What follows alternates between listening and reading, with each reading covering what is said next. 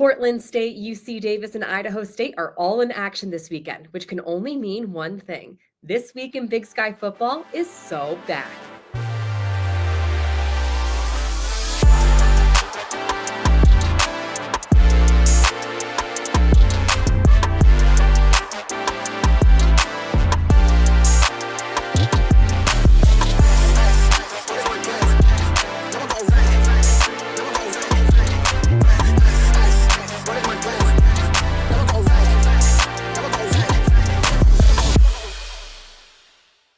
Hello and welcome to This Week in Big Sky Football. I'm your host, Megan Robinson.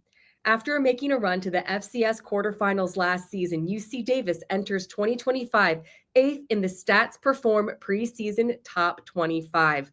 Led by Big Sky preseason Defensive Player of the Year Rex Connors, the Aggies head to Montgomery, Alabama this weekend for a neutral site, nationally televised top 15 matchup with Mercer. With that, I'd like to welcome in head coach Tim Plow to the show. Coach, last time we spoke, you were days away from training camp. Now you're days away from your season opener, a top 25 matchup with Mercer. You've had a few weeks with your guys now. What do you hope to learn from this game with the 11th ranked team in the country? I think the thing that I'm most interested in with our team is I know we're talented. I know we're really hungry, but do we have the qualities that winning teams have? You know, do they have the abilities to rise up in the moments that you got to be able to make plays and we call them the winning football plays, right? So that's something our team had a year ago. Even when you don't play your best, you make the plays needed, to win the football game. And those are things that I'm excited to see these first couple of weeks is, can we do the things that winning teams do? That remains to be seen until you play somebody else. So I'm excited. Coach, how do you teach the things that winning teams do?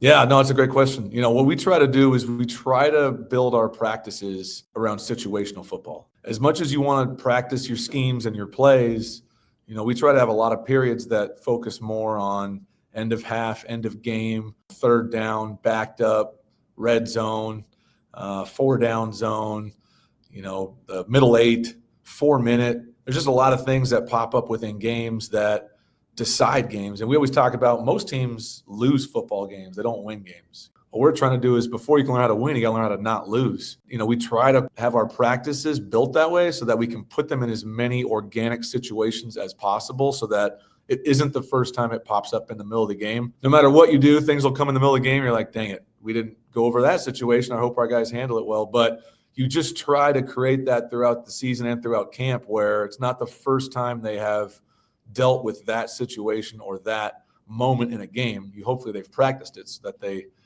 can run it. What are the challenges of taking those teachable moments, those situational football, going against the same offense or defense every game to now going against a top 25 team like Mercer? It's really not about the opponent.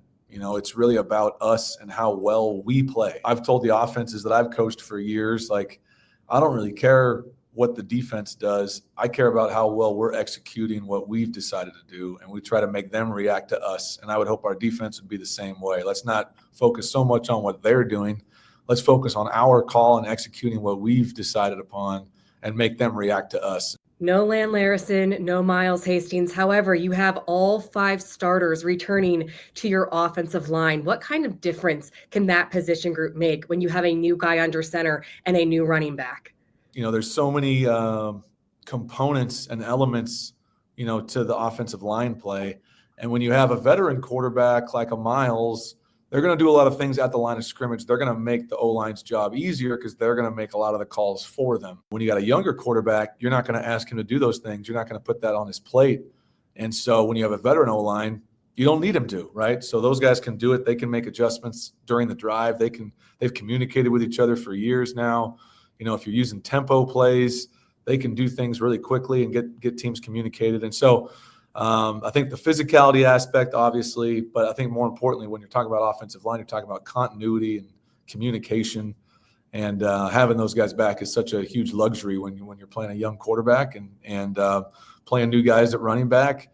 You can depend on the guys up front and our veteran tight ends that they've had a lot of football and they can get a lot of stuff done. You also have a lot of veterans returning defensively. What excites you the most about your defense this season? I would say the depth is probably the crazy thing. We lost some good players up front, lost some good players in the secondary. And our initial thought was, hey, let's go get some older guys, some graduate transfers, just so we feel like we have some veterans there. We're going to keep growing our young guys. What's ended up happening is our young guys have gotten better really quickly, and the grad transfers we've brought in are really talented. So now you have just an added amount of depth that we didn't have a year ago. So the sheer numbers that we have on defense will mean that we can play a lot of snaps and have a bunch of guys that we trust and believe in when they're out there, and that makes a good defense. How could a win on Saturday help set the tone for the rest of your season? It's a great benchmark test on where we're at. They're such a talented team. You're playing on the road, long trip. We're leaving a day early. Hey, how do we respond to all these things? If our team can show that we can play with a really good opponent on the road in a weird environment, I think those are things that you can't really pay for that type of experience. So if we can get that experience early in the first quarter of the season, win, lose, or draw, that experience is going to be extremely valuable for our guys. And if you can find a way to win a game like that, obviously it sets you up for great things later in the year because you got wins like that, on your resume that can help if you get to playoff time. Jerry Rice Award finalist, freshman All-American, and Big Sky preseason Offensive Player of the Year, Adam Jones, joins me next.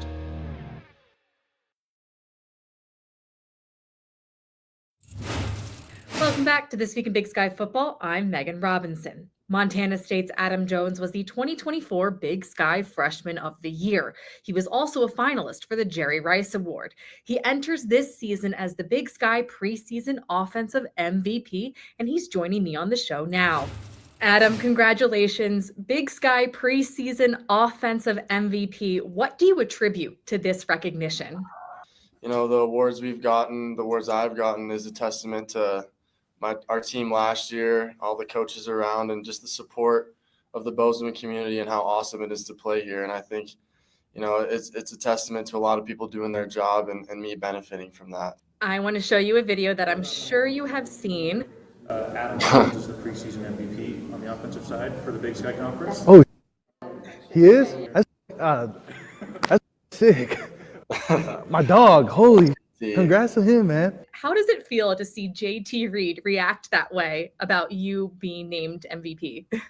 That was pretty special, and honestly, I think that hit harder for my mom. I think my mom called me right after. She teared up. She's like, "Did you see JT? Did you see how awesome and happy he was for you?" And it's stuff like that that makes playing for Montana State so fun and so rewarding. I think the brotherhood we have, especially as running backs in the O-line, there's not a closer two groups. And, JT's my guy. He's the hardest worker on the team. As you can see, he has a great attitude all the time. It's contagious to be around JT, and that was pretty special to see how happy he was for me. When you think big picture, you ended last season the 2024 Freshman of the Year in the Big Sky. Season ended in January. Where have you grown the most from then until now? Yeah, I think I had a lot to grow from, and I knew that at the end of the year. That loss was hard, and it was a setback for me. I had to get surgery a month after that game, and so I kind of felt like I was set back physically, and I kind of took that as, I'm going to attack me being out and watching from the sideline and try to get better mentally and then take on a leadership role. So I think that was the biggest thing for me, and doing whatever it took to get back and support my teammates, and through the spring supporting the rest of the running backs. And we have so much talent in that room that they really don't even need me. You mentioned the running back room. Julius Davis is back this season after missing most of last year with an injury. You've called yourselves the Evil Twins. Where does that nickname come from?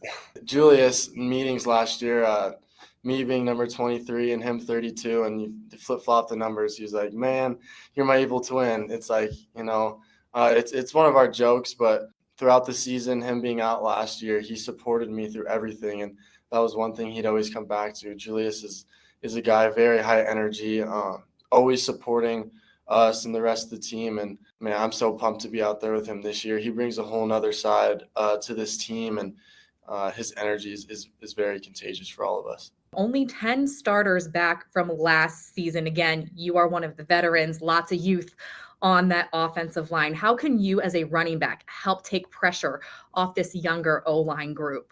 Like we say here, the pressure that this program has, what we're supposed to live up to, and the expectations we have, it's a privilege to have those expectations and pressure on us. So I think we're not looking at it as these young dudes have a ton of pressure to live up to, but it's more an opportunity. And for guys like us and those 10 returning starters, it's us supporting them and giving them the confidence that they can do this, because those dudes have learned from guys like Marcus Weir and Connor Moore, and they have all the tools they've needed the last 2 years to be ready to play. So I think it's more so an opportunity for them. As we said, 2024 Big Sky Freshman of the Year, 2025 Big Sky Offensive Preseason MVP. But you've said it's the preseason, that doesn't matter. I need to go out there and prove it every week. How do you go about proving that game in and game out? It all comes down to, why are you playing football? Why are you doing this? And playing at Montana State is so rewarding. We have so many great teammates around that those awards don't mean much to me. I think what we're focused on here is bigger than individual awards. So my motivation comes from the dudes in the locker room, and that's my why is pushing and doing whatever it takes to be out there on Saturdays, to be with my guys. And if the awards come, they do, but we're focused on the bigger picture here. How did Idaho State prepare Jared Allen for success in the NFL? We hear from the newest member of the Pro Football Hall of Fame after this.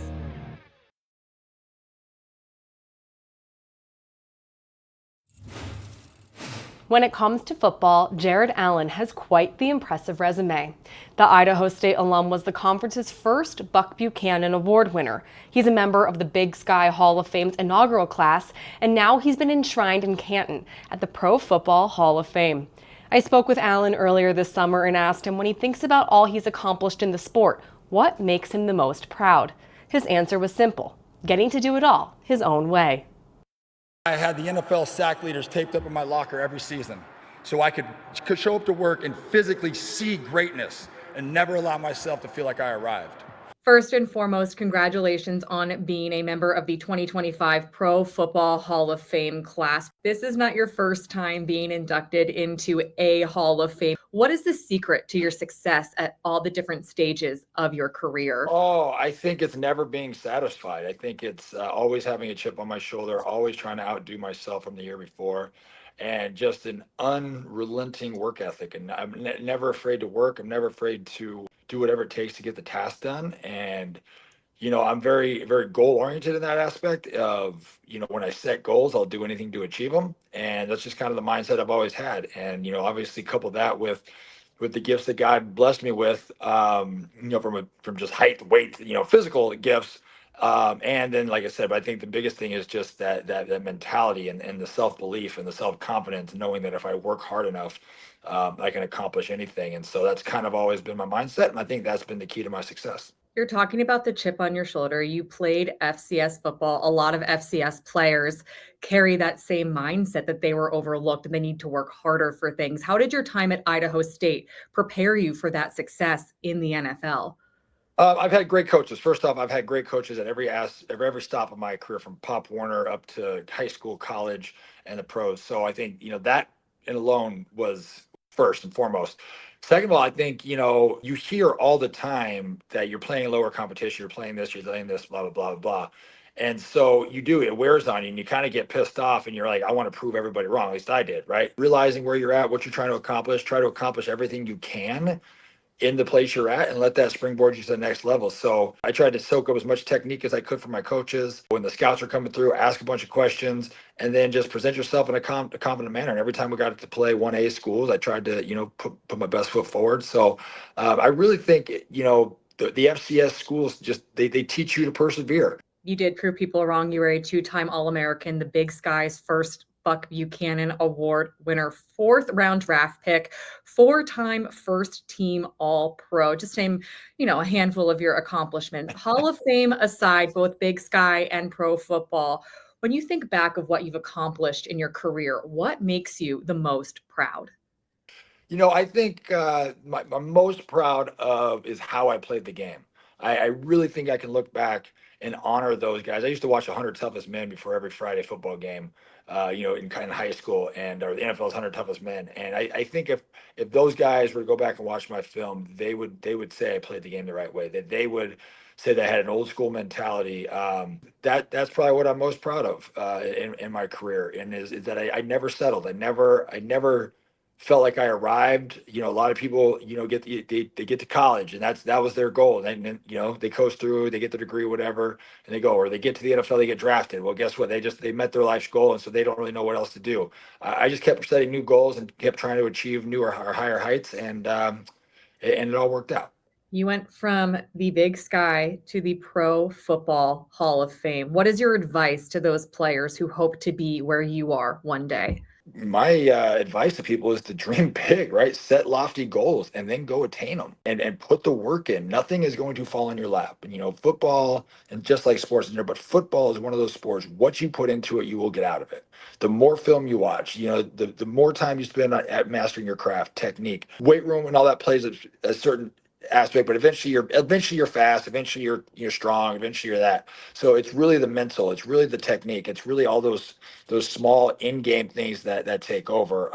And that's my advice to people. Be honest with yourself, be a tough self-scout, be willing to work on your, what you're not good at, accept those coaching, and then work tirelessly at it, because it'll pay dividends in the end. Still to come, the first game picks of the season. Don't go anywhere.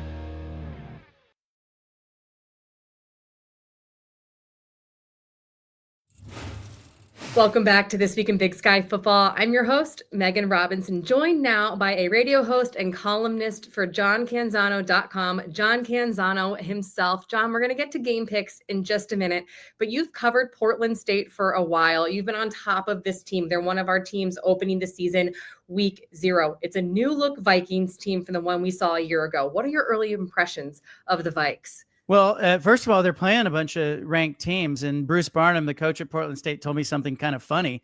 He is part of the coaches poll, so he has a vote in the FCS coaches poll. And I asked him, how do you approach that vote? And he said, well, I looked at our schedule, saw who we were playing, and decided to vote for the teams that we're playing. He said, so if you're playing us this year, good for you. Like, he has just decided, like, hey, you don't know anything about these teams. Why not vote for the teams that he's playing? Makes him look better if he beats them, right? Big question at quarterback.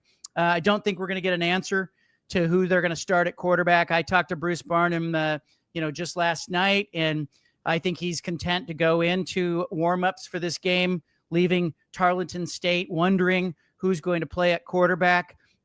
He said he could play one player, two players. He could, he just wants to leave that unknown. There's no advantage to him, but it'll be a much different look, I think, without Dante Sachere at quarterback for Portland State this year. I think they're going to run the football. They've got a good running back. Bruce Barnum thinks he has the best team that he's had in a while.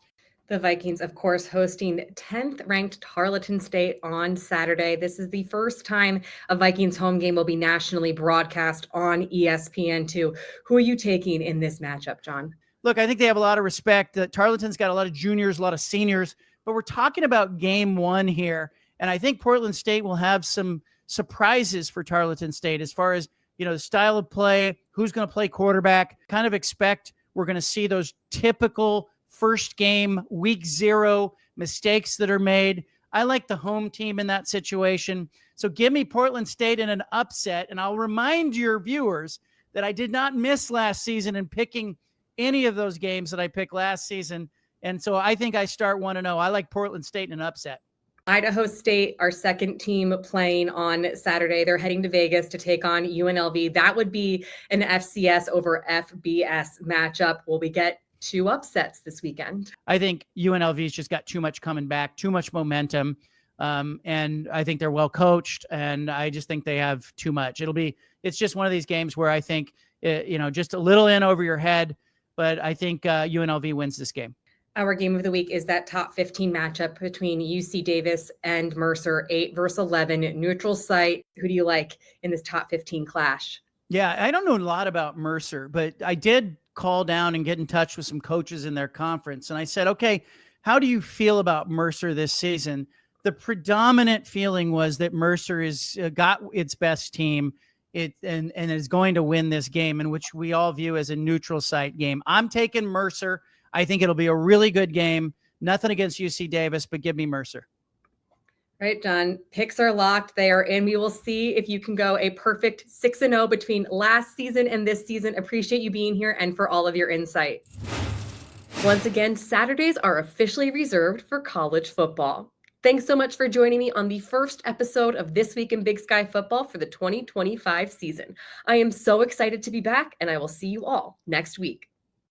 For all the latest Big Sky content, subscribe to our YouTube channel.